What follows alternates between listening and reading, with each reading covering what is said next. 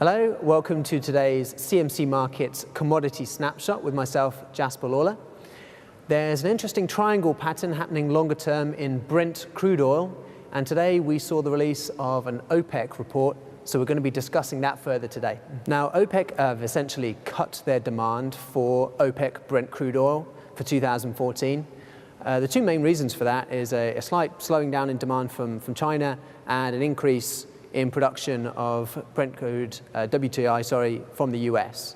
That combined with the organization allowing higher production from Iran and Libya, which were recently cut off, their sanctions, etc., are going to be reopened, and so those countries will be producing more oil. So the general idea being higher supply of oil, lower demand, generally points to a lower price for oil.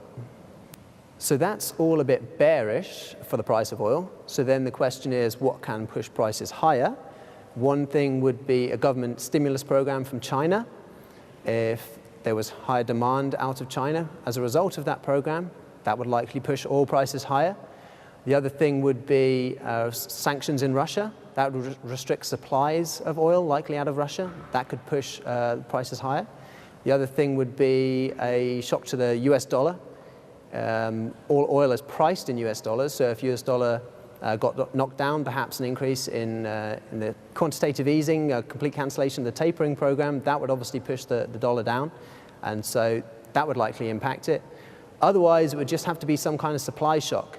There are a few politically exposed countries subject to these kinds of shocks. Nigeria, you can have pirates taking over the oil platforms there. Or any other political factors in these kind of countries can suddenly spike prices higher. So that's something to always be aware of when trading. Now, taking a look at the chart for Brent crude oil, what you can see is that recently we've been stuck in this range from 105 to 113.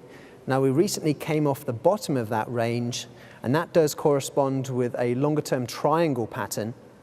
Now we are more than 75% in towards the apex of this triangle, so a strong breakout from the triangle seems unlikely. Yet a strong weekly bullish pattern off this bottom of the triangle and this 105 type area does suggest maybe some short-term strength. The other consideration is that we are holding above the 200-week SMA, so that generally points to higher prices, although we are below the 200-day SMA. The RSI doesn't tell us too much at the moment. It's ranging around the 50 level. So perhaps once we do see some significant hold above 50 or below 50 in the RSI, that would be another indication as to which way prices eventually go out of this triangle pattern. Right, thank you for watching today's commodity snapshot. Watch out for the price of the US dollar. Watch out for any further reports out of OPEC. Watch out for what's happening in China and Russia. Otherwise, good luck with your trading. Thanks again. My name's Jasper Lawler, and this is CMC Markets.